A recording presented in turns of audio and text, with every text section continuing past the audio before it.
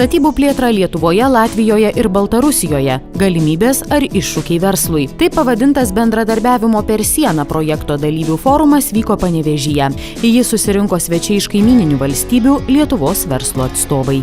Ši konferencija vyksta pagal Europinio projekto bendradarbiavimo per sieną, kuris vadinasi konferencija.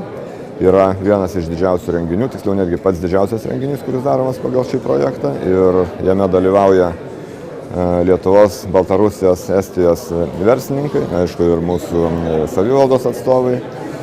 Ir didžioji dalis įmonių tai yra susijusios vienaip ar kitaip su statybomis. Yra daug įmonių ir dirbančių tiesiogiai statybų sektorėje. Tai,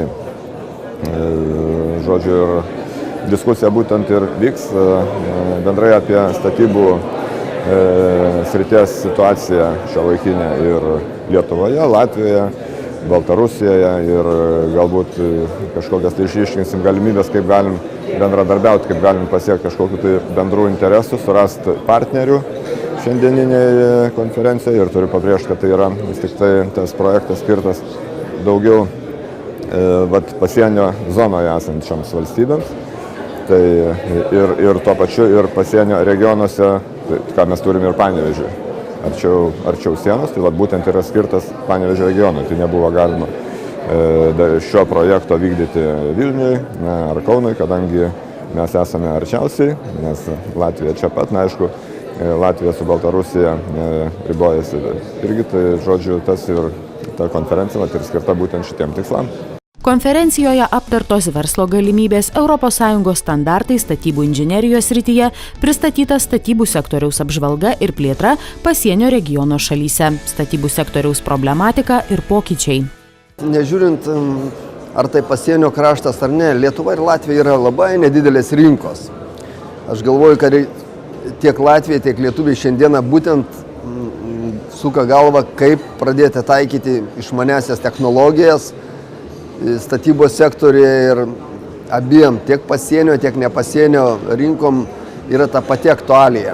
Šiandieną galiu pasakyti, kad yra tokia metodologija BIM.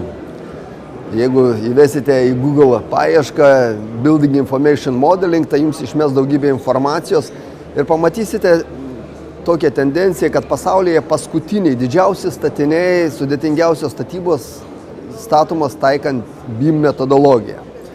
Tai BIM tai yra pilnas skaitmeninimas. Tai yra 3D formatai, kuriuos aš minėjau, tai yra statybų organizavimas ir valdymas, naudojant IT programinę įrangą, naudojant IFC vadimą davinių apsikeitimo standartą, naudojant nacionalinius statybos klasifikatorius. Ir mes šiandieną ir Latvijai sprendžiam tą patį klausimą, kaip greičiau į savo rinką įdėkti BIM metodologiją. Anot Lietuvos statybininkų asociacijos prezidento, šis forumas tai puiki galimybė jau dabar pradėti diskusijas dėl klasifikatorių, metodikų bei kitų naujovių įdiegimo šalių statybų sektoriuose.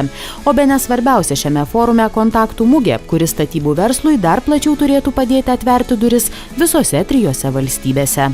Kiekvieni susitikimai atneša pažintis, mes galim parodyti ir pasakyti, ką mes gaminam ir kaip mes tą darom. Mes kitų būdų nelabai žinom, kaip paskleisti informaciją apie save, apie mūsų technologiją. Po forumo svečiams iš Latvijos bei Baltarusijos buvo organizuotos ekskursijos į didžiausias Panevėžio įmones, parodyti gerieji statybų pavyzdžiai Anykščiuose ir Biržuose.